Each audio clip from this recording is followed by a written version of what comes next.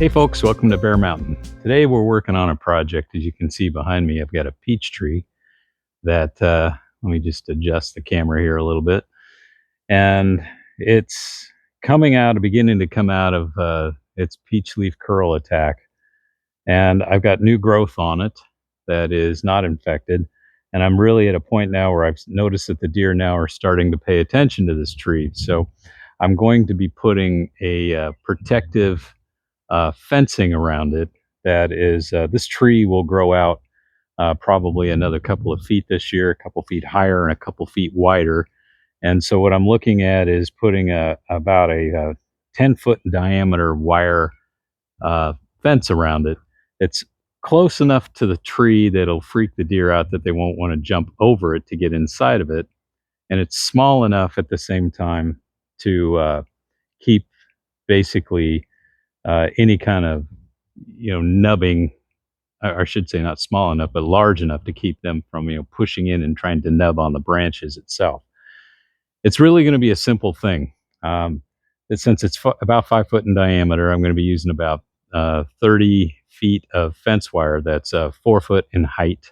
So it's going to come up to roughly about here on me, and that should be good enough to keep them from leaning over and uh, nibbling on things. And it will still be far enough away that they would really have to try to push on it to do it. And I don't think that they'll go through that extra effort. It's going to be held in place with, at least starting out with, two T-posts just opposite each other. And then we're just going to make basically a circle around the tree and pin down the bottom of it with any kind of garden stakes or something like that. I oriented the T-post to be where the prevailing wind comes from. So in terms of, if we get wind or stuff like that, no, most of the stuff comes in from the southwest. And that's kind of how these guys are oriented. So let me get the wire laid out and I'll show you exactly what it looks like. Okay. Well, best laid plans of mice and men, right? I got this thing kind of lined out, and what I realized is I'm going to need 4 T-posts in this thing to hold this thing square. So I'm going to be doing them basically in the middle, across, and then uh, that should be hopefully tight enough that it'll be, we can pin it to those T-posts and it won't be floppy at all.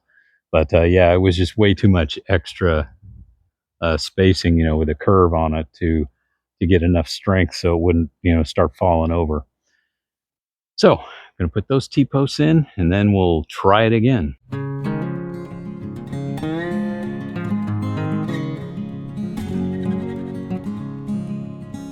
Well, it's not the most pretty thing in the world, but I think I got the basic lineup, what it's supposed to look like.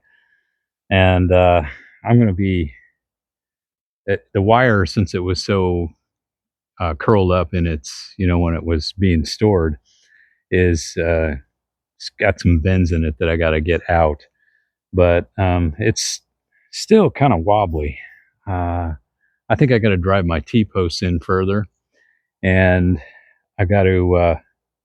I'm on a hill, so it's kind of a little weird, and so I think what I'm going to do is drive the T-posts in about another 6 to 8 inches, and then uh, pin down the wire for good. Right now, I just kind of got it tacked down with a couple of pieces of wire just to kind of give it an idea. And then once I get that finished, then the next thing people will say, well, that's great, but how are you going to get into it? What I'm going to do is, in the backside over here, is I'm going to create kind of a little hinged gate, in a sense, is that I'm going to cut about a 2 foot section away from the T-post back, and then I'm going to take the wire nubs and kind of bend it around each of these individual things, and so it'll create like a hinge, and then I can move the wire and reconnect it back up with a zip tie or bungee cord or something like that, so that so I'll probably end up putting another stake there at that point to keep the tension on the wire. Um, so yeah, looks like this is going to end up taking 5 T-posts. They made it look so easy when I saw other people do it. I thought, well, maybe that's the way to go, because it's too big for my bird netting setup that I have on the other trees. And these trees are going to be low. They're only going to get about 8 feet tall. So um, they're poised now to kind of, put some real good growth on them. They're kind of coming out of the peach leaf curl. I've got to give it another treatment. But hmm, I do have some peaches this year, so that's a positive. Anyway, I guess I won't bore you guys too much more with this project until I'll come back and I'll show you what it's looked like when I got it done. Because this turned out to be more complicated than I thought it was going to be. I thought it would be something you could just kind of put together real fast. And I think the problem is a lot of the other people were using like concrete reinforcing wire or even hog panels, and those are a lot more rigid. And this is not very rigid, so this is why I think I'm using more T posts and just basically using what I got. And that's okay. I got extra T posts. I can deal with that. But hopefully, they won't push on it too much. I mean, there'll be other things around here to eat, like my rose bushes. So they'll just move on, right? Hopefully.